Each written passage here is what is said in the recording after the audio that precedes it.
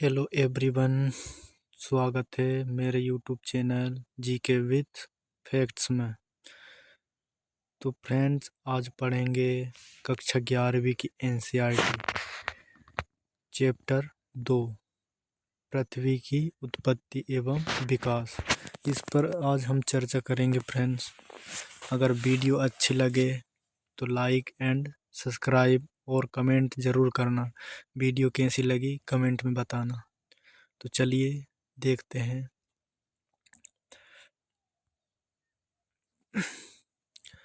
पृथ्वी की उत्पत्ति से संबंधित प्रारंभिक सिद्धांत क्या कहते हैं? पृथ्वी की उत्पत्ति प्रारंभिक एवं लोकप्रिय मत जर्मन दार्शनिक इमैनुअल कांट का है। ये परिकल्पना दिया हो उन्होंने एक परिकल्पना दिया था, उसका नाम निहारिका परिकल्पना थी फ्रेंड्स। यहाँ पे लिख नहीं पाया, निहारिका परिकल्पना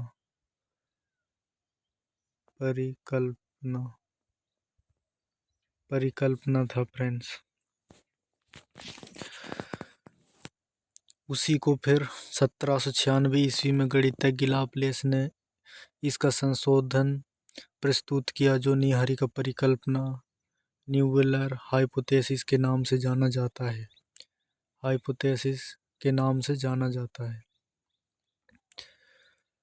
फिर 1950 ईस्वी में रूस के ऑटो श्मिड एवं जर्मनी के कार्ल बाइजास्कर ने निहारिका परिकल्पना में कुछ और संशोधन करके प्रस्तुत किया फ्रेंड। आधुनिक सिद्धांत।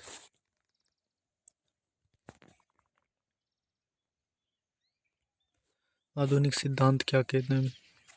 ब्रह्मांड की उत्पत्ति। आधुनिक समय में ब्रह्मांड की उत्पत्ति से संबंधित सर्वमान्य सिद्धांत बिग बैंग थ्योरी है। इसे विस्तारित ब्रह्मांड परिकल्पना भी कहा जाता है।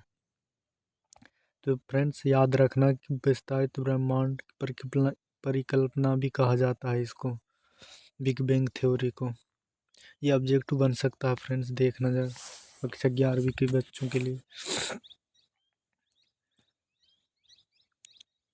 1920 ईस्वी में एडविन हब्बल ने प्रमाण दिए कि ब्रह्मांड का विस्तार हो रहा है। हॉयल ने इसका विकल्प भी दिया है। हॉयल नाम का वैज्ञानिक ने ब्रह्मांड स्थिर है ये बताया है। स्थिर परिकल्पना भी दिया है उन्होंने, जो कि स्थिर अवस्था संकल्पना के नाम से प्रस्तुत किया था।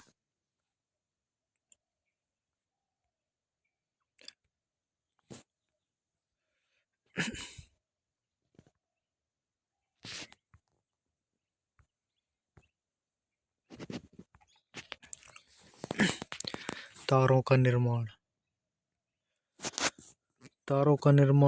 एक आकाशगंगा के निर्माण की शुरुआत हाइड्रोजन गैस से बने विशाल बादल के संचय से होती है, जिसे निहारिका, इसको काट देना फ्रेंड्स, इसको निहारिका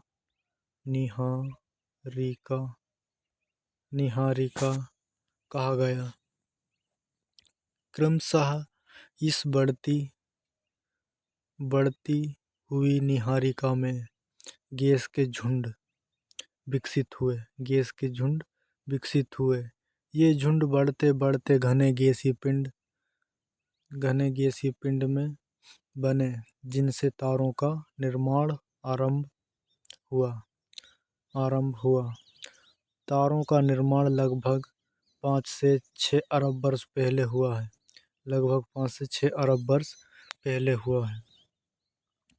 प्रकाश वर्ष, जिसे आप लाइट ईयर भी कहते हैं।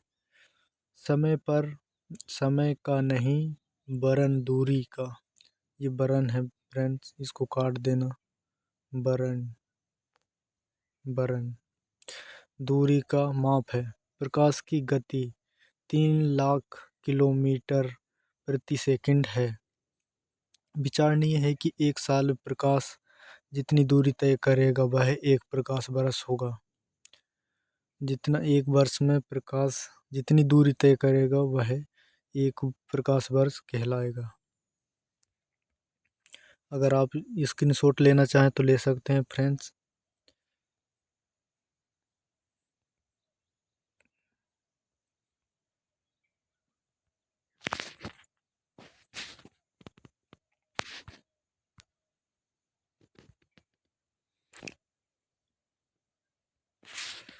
ग्रहों का निर्माण, पृथ्वी के विकास की अवस्था, ग्रहों के निर्माण। ये गलत है, माफ करना फ्रेंड्स। ये ग्रहों के विकास की अवस्था है। तारे नेहारिका के अंदर गैस के गुंथित है फ्रेंड्स। इसको भी काट देना, ये गुंथित है। गुंथित टाइपिंग में गड़बड़ी होगी फ्रेंड्स। गुंथित झुंड है। इन गुंथित झुंडों में गुरुत्वाकर्षण बल, गैसीय बादल में क्रोड का निर्माण हुआ। गैसीय बादल में क्रोड का निर्माण हुआ और इस गैसीय क्रोड के चारों तरफ गैस व धूल कणों को घूमती हुई तस्तरी डिस्क के आकार विकसित हुई। तस्तरी, ये तहतरी नहीं है फ्रेंड्स, तस्करी है। तस्तरी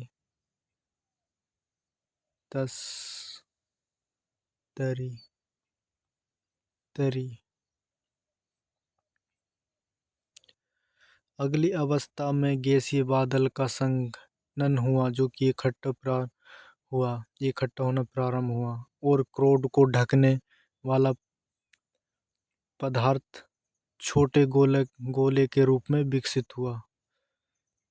ये इस तरीका से बता सकता हूँ कि ये पहले क्रोड का निर्माण हुआ, उसके बाद में धीरे धीरे ये परत के आकार में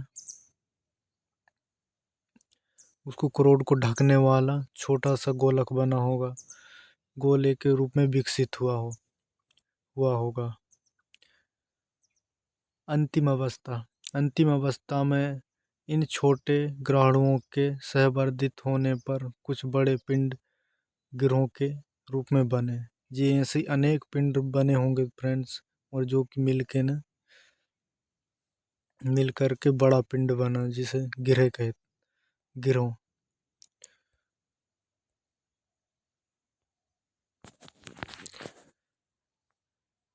ग्रहों के रूप में जाना जाता है।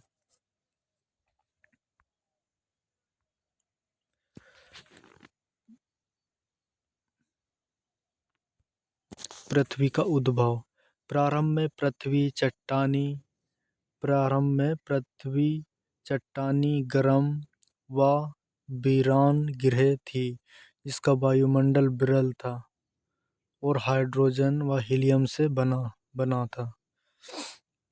आज से 460 करोड़ सालों के दौरान इस ग्रह पर जीवन का विकास हुआ। पृथ्वी की संरचना परतदार है।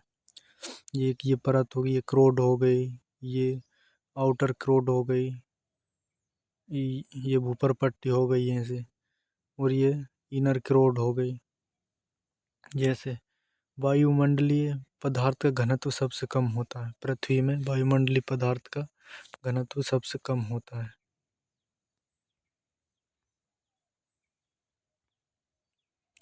अब वायुमंडल और जलमंडल का विकास कैसे हुआ होगा फ्रेंड। वर्तमान वायुमंडल के विकास की 3 अवस्था हैं।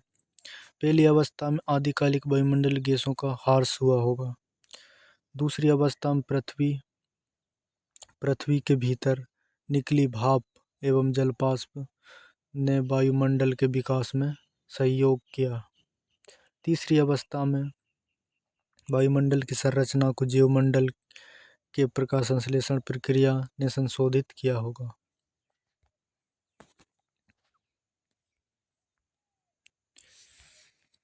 फिर आ जाते हैं फ्रेंड्स जीवन की उत्पत्ति।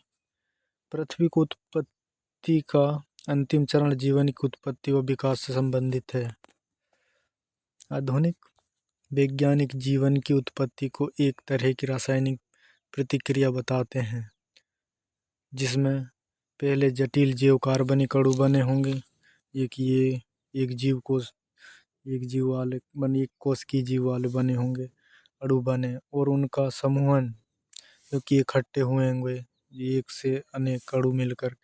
यह समूहन ऐसा था जो अपने आप को दोहरा सकता था। एक ये अणु बन गया तो दूसरा ये, ऐसा जो पीढ़ी दर पीढ़ी चलता जा रहा है। जैसे जीवन का विकास लगभग 380 करोड़ वर्ष पहले आरंभ हुआ।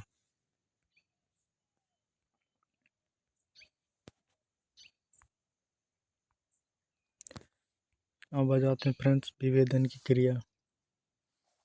हल्के व भारी घनत्व वाले पदार्थ को पृथक होने की इस प्रक्रिया को विभेदन या डिफरेंशिएशन कहा जाता है। मैंने बताया था फ्रेंड्स, पृथ्वी की परत होती है, पृथ्वी परतदार है, जो कि बाहरी परत है ये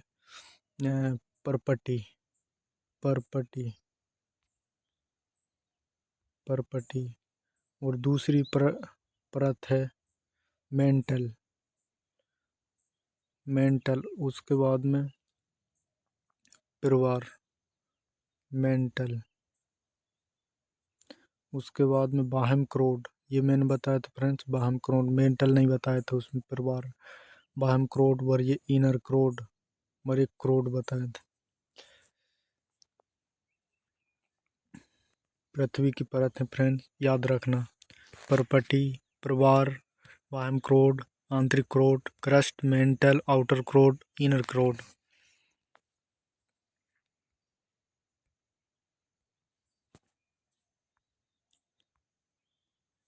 गैसीय उत्सर्जन वह प्रक्रिया जिसमें पृथ्वी के भीतरी भाग से गैस धरती पर आई, इसे गैसीय उत्सर्जन कहा जाता है। जैसे आज भी लावा निकलता है।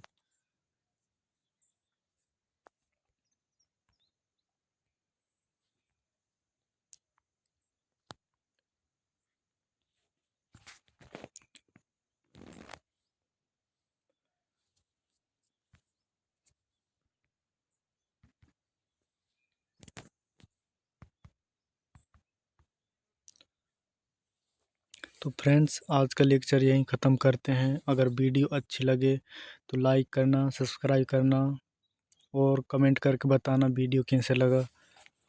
और ऐसी अच्छी वीडियो पाने के लिए मेरे चैनल को सब्सक्राइब ज़रूर करना फ्रेंड्स। ये सभी एग्ज़ामों के लिए भी है और कक्षा 11वीं वालों के लिए भी है।